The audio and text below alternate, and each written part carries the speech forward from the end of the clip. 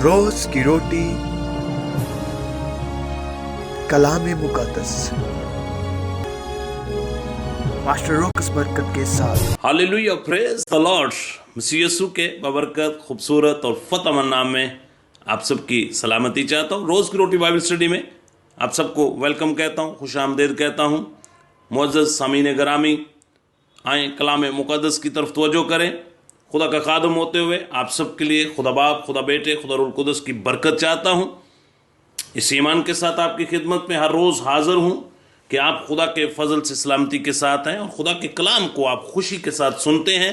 फिर इस कलाम के वसीला से आप बरकत हासिल करते हैं और ये कलाम फिर आप दूसरे लोगों को इसके मैसेजेस को कन्वे करते हैं। इसके लिए मैं नहायत आप सबका भी शुक्रगुजार हूँ और सबसे बढ़कर खुदा का और पाक रूह का जो हम सबको इस मीडिया के वसीला से संभाले हुए हैं। मेरे अजीजों, याद रखें कि खुदा का कलाम जो है ये दो धारी तलवार की मानंद है।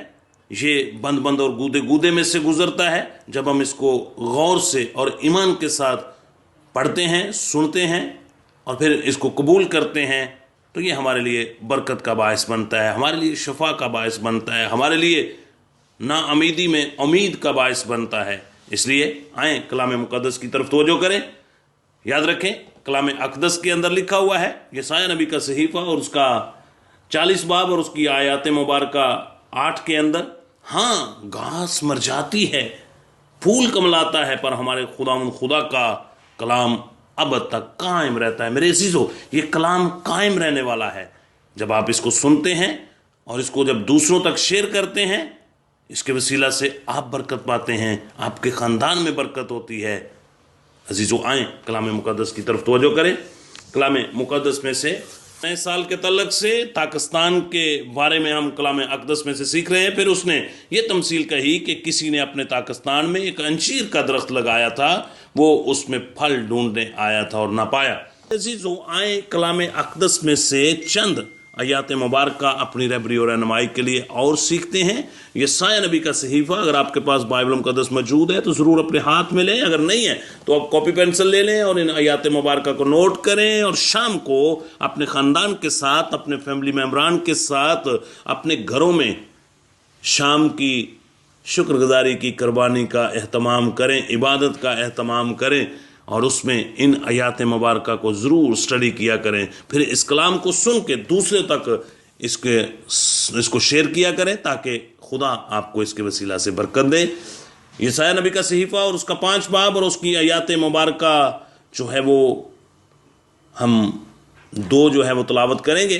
कलाम अक़दस के अंदर कुछ इस तरह लिखा हुआ है, उसके पाकिस्तान की बाबत मैं गीत गाऊंगा।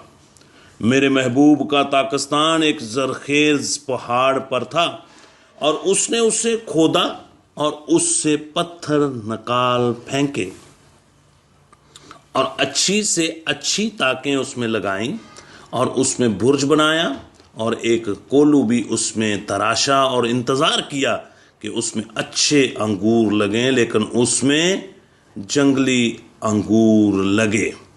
आयात मुबारका 3 मैं आपके सामने तलावत करता हूँ, जहाँ पे कुछ इस तरह लिखा हुआ है, अब ए यरूशलेम के बाशिंदों और यहूदा के लोगों, मेरे और मेरे पाकिस्तान में तुम ही इंसाफ करो कि मैं अपने पाकिस्तान के लिए और क्या कर सकता था जो मैंने ना किया, और अब जो मैंने अच्छे अंगूरों की उम्मीद की तो इसमें जंगली अंगूर लगे।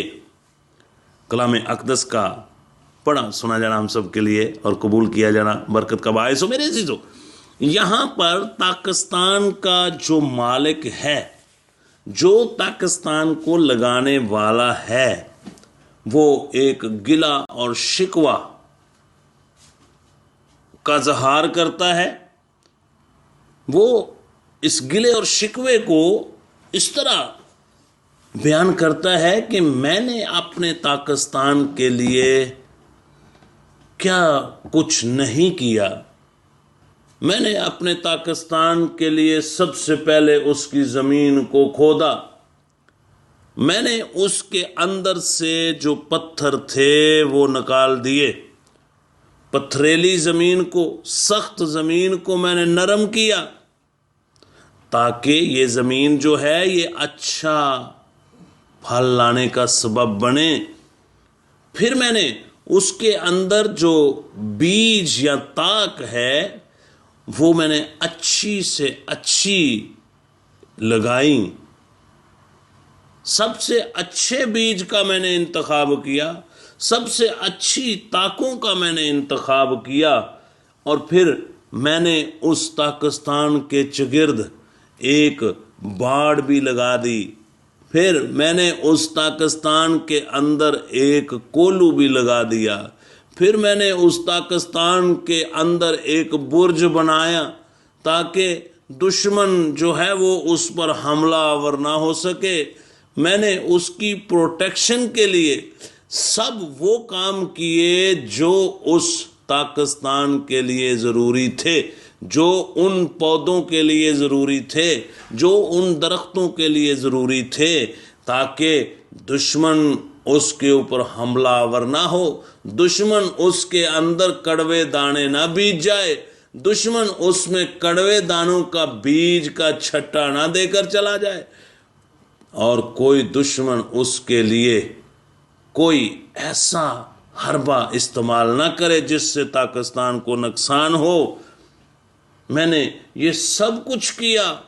फिर मैंने उम्मीद की कि अब जो कुछ पाकिस्तान के लिए दरकार था वो मैंने कंप्लीट कर दिया। अब तवक्को है पाकिस्तान के मालिक की कि ये पाकिस्तान के अंदर लगे हुए पौधे बढ़ें, फलें, फूलें और ये फल लाने का सबब बने।